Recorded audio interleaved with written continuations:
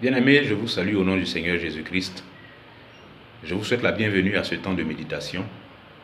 Puisse le Seigneur, par son esprit, nous éclairer au moyen de sa parole et nous donner les instructions et les outils spirituels qui vont nous permettre de construire, de bâtir notre spiritualité sur le roc qu'est sa parole.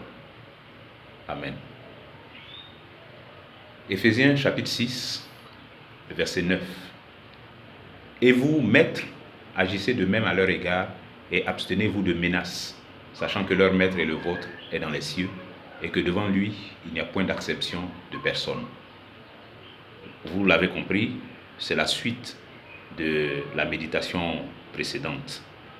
Précédemment, nous avons eu une méditation sur l'attitude qu'il convient d'avoir en tant que chrétien, en position d'employé, de serviteur, de servante, de nounou, de subalterne face à nos supérieurs, à nos employés, à nos patrons, à nos patronnes. Aujourd'hui, nous allons prendre la question dans l'autre sens. Le chrétien, aujourd'hui, va se mettre dans la position du patron, de la patronne, de l'employeur, du supérieur hiérarchique. Et donc, c'est ce qu'il faut comprendre par maître dans les passages que nous allons lire. Donc, Éphésiens 6, 9 dit « Et vous, maîtres, agissez de même à leur égard, c'est-à-dire à l'égard de vos serviteurs, et abstenez-vous de menaces, sachant que leur maître et le vôtre est dans les cieux et que devant lui, il n'y a point d'acception de personne. » Un rappel qui est fait ici par Paul, c'est que tout patron, toute patronne que nous pouvons être à un moment donné dans nos rapports avec un employé, avec une servante, on ne doit pas oublier que nous-mêmes, nous avons un maître qui est établi sur nous, qui est Jésus, notre maître qui est dans les cieux, mais qui a dit en même temps qu'il est avec nous tous les jours. Donc il ne faut jamais oublier ça. Et c'est lui notre modèle. La façon dont le maître fait avec nous, c'est de cette même façon que nous devons faire avec les autres qui nous ont pour maître, qui nous ont pour patron, qui nous ont pour patron. Donc nous, en tant que patron, notre modèle pour diriger, pour conduire, pour gouverner l'entreprise ou gouverner les relations que nous avons avec notre personnel de maison, par exemple, la nounou, le gardien, le boy, le chauffeur. Donc l'attitude que nous devons avoir est une attitude qui doit être calquée sur celle que le maître lui-même a vis-à-vis de nous.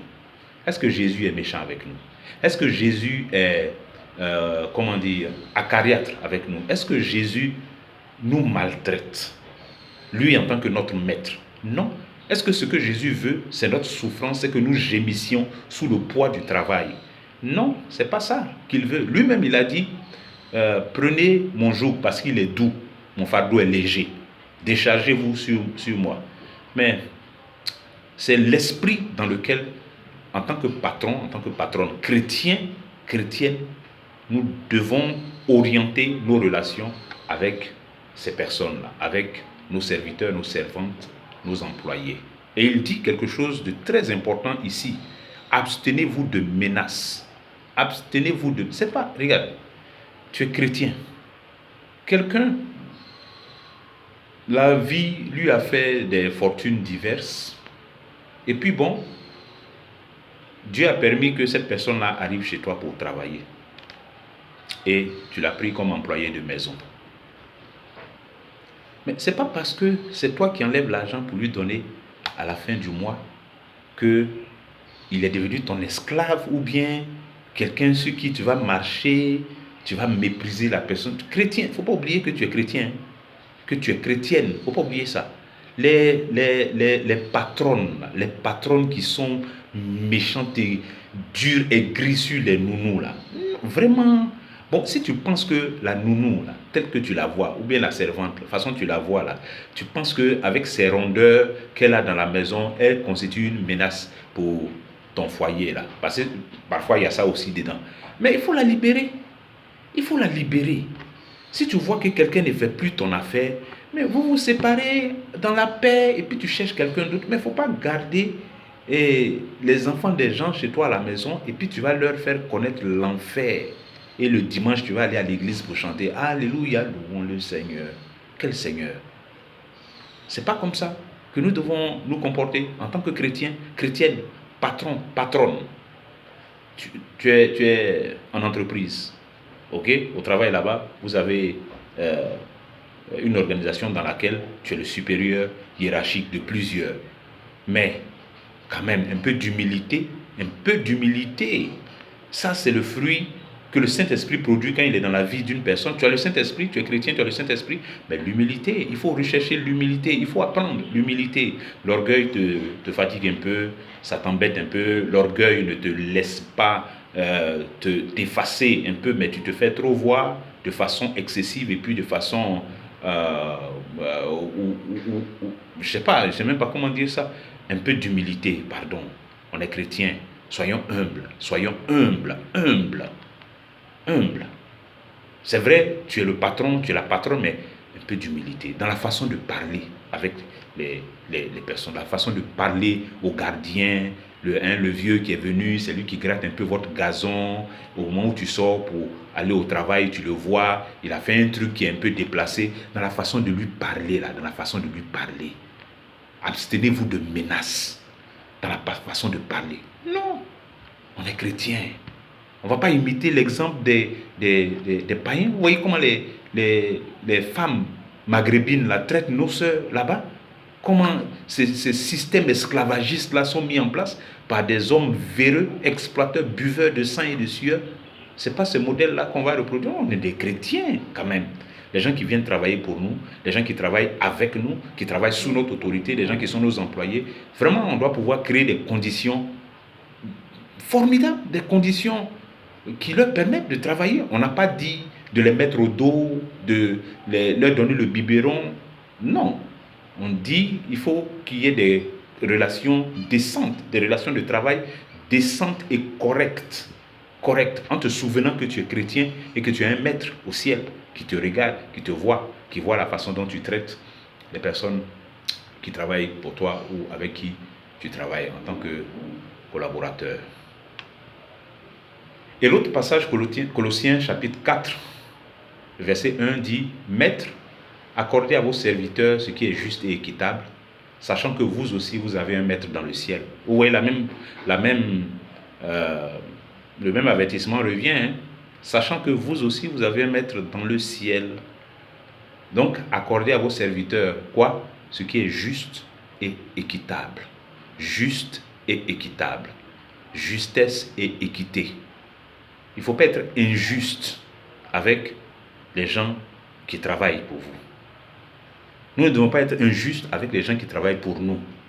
Ce n'est pas bon. Des fois, les filles là, elles ont travaillé jusqu'à, mais pour leur donner leur argent, c'est à faire. C'est pas bon. C'est pas bon. L'ouvrier mérite son salaire. Maudit soit celui qui retient le salaire de l'ouvrier. Vous voyez ce que la Bible dit. Donc, le monsieur, il a travaillé, il s'est décarcassé, il a payé son transport, il est venu tout le temps. Le moment de le payer, de la payer arrive, tu le mets dans toutes sortes de difficultés, toutes sortes de... Pourquoi? Mais parce que toi, tu as préféré prendre son argent, son salaire là, que tu lui dois là. Tu as préféré prendre ça pour gérer toi tes priorités, tes autres priorités. C'est méchant, c'est pas juste, c'est pas équitable, c'est mauvais. Et donc ça aussi, c'est quelque chose qu'il faut prendre en compte. Il faut être juste et équitable. Et il y a beaucoup d'autres choses. Regarde, la tonne de travail que tu donnes à une personne à faire dans ta maison. Là-bas aussi, il faut être juste et équitable. Hein?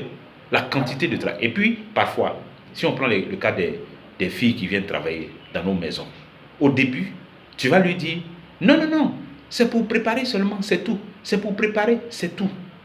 Mais quand la petite arrive, quand elle a fini de préparer, il faut essuyer un peu, il faut passer un peu ses pieds dans la douche là. Il faut un peu les couches des bébés là. Ah, bébé là même, si tu vois qu'il pleure là, il faut le mettre au dos un peu, et puis il faut le laver à 16 heures, et puis au début tu ne lui as pas dit ça. Hein. Et vous avez fait le prix en fonction de ce que tu lui as dit. Tu n'as pas dit qu'elle vient surveiller bébé, elle va faire la cuisine, elle va faire le ménage dans toute la maison. Tu n'as pas dit tout ça. Il faut être juste et équitable. chrétien, en tant que chrétien, on doit être juste et équitable. Il ne faut pas user de ruse pour pouvoir faire entrer les gens dans un système d'exploitation là, où on augmente maintenant un peu le travail qu'on leur donne et puis les gens là vont crouler maintenant sous le poids d'un travail qui ne reflète même plus qui ne correspond plus au salaire qu'on leur donne, à l'argent. Si tu veux augmenter là, le travail que tu lui as donné, ça veut dire que vous renégociez le contrat et puis tu mets un peu sur son argent. Si vous êtes tombé d'accord, vous partez dessus. Tu lui fais une proposition. S'il est d'accord, si elle est d'accord, à ce moment, vous partez sur de nouvelles bases et puis vous êtes d'accord, vous continuez. En tant que chrétien, c'est ce que nous devons faire. C'est comme ça que ça doit se passer. Bien aimé, que le Seigneur nous aide à être des personnes justes dans tout ce que nous faisons dans le cadre de nos relations de travail. Des personnes justes.